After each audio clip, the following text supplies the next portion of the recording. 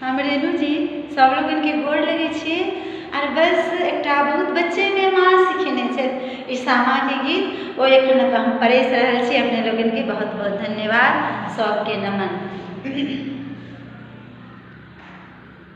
गे माई हमरो के सब भैया चलला बहिन ठाम आगो पाछू सामा के भार।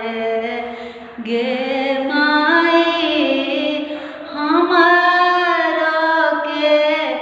सब भैया चलला बहिन ओते आगो पाछू सामा के भार।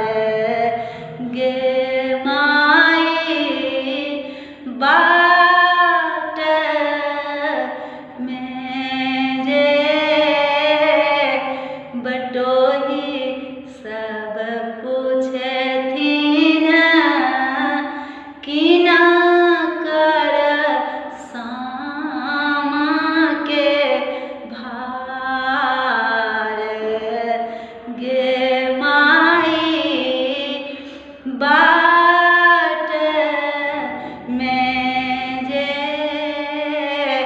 बटोही सब पूछथिन कि ना कर सामा के भार। गे माई हमरो के सब बहिन सासुर बसै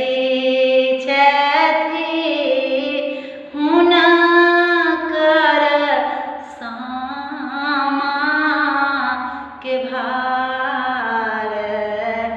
गे माई हमरो के सब बहिन सासुर बसै छथि हुनकर सामा के भार। गे गलियाही आंगन बहिन ठाढ़ छथिन ताकै छथिन सब भैया के बाट। गे माई गलियाही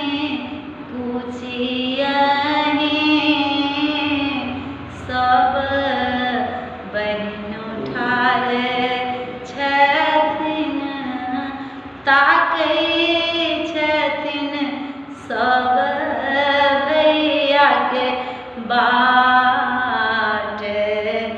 गे माई सामा खेलाइ छी सामा गीत गबै छी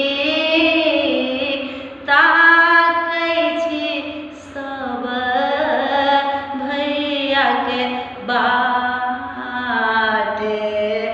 गे माई आजू पूर्णिमा पूरक दिन अछि सामा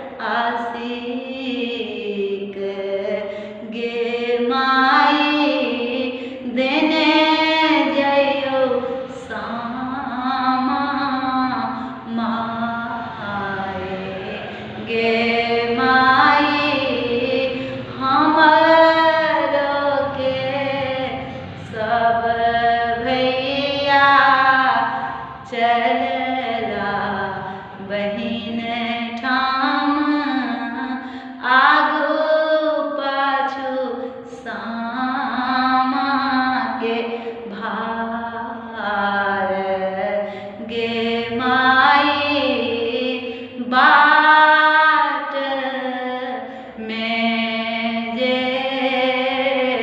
बटोही सब पूछथिन किना कर सामा के भार गे माई हमरो के सब बहिनों सासुर बसै छथि हुनकर सामा के भार गे माई जोहत होइति भई